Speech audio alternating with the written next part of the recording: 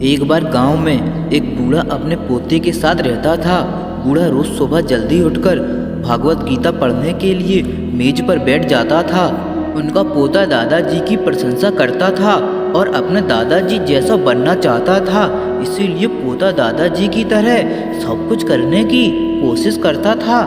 एक दिन पोता अपने दादाजी के पास गया और कहा, दादाजी, मैं आपकी तरह रोज मेज पर बैठकर भागवत गीता पढ़ता हूँ, लेकिन मैं इसे ज़्यादातर समझ नहीं पाता हूँ और जो कुछ भी मैं समझ पाता हूँ किताब बंद करने के साथ साथ मैं उसे भूल जाता हूँ और मैं जो पढ़ता हूँ उसे भूल जाता हूँ। तो भागवत गीता पढ़ने से मुझे क्या लाभ होता है?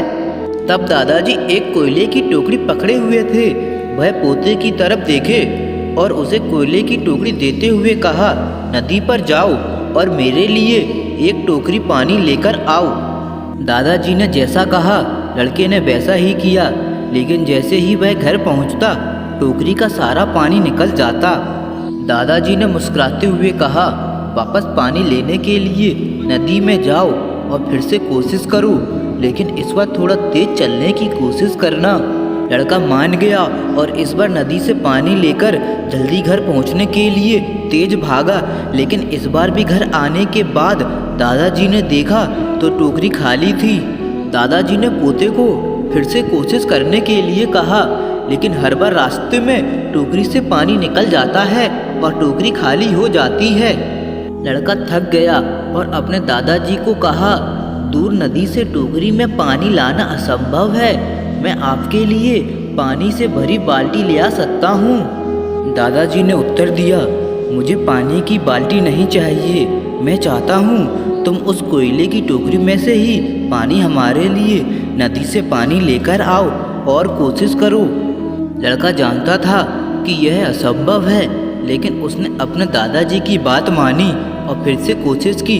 इस बार लड़का जितनी जल्दी हो सके दौड़ा, लेकिन फिर से टोकरी खाली थी।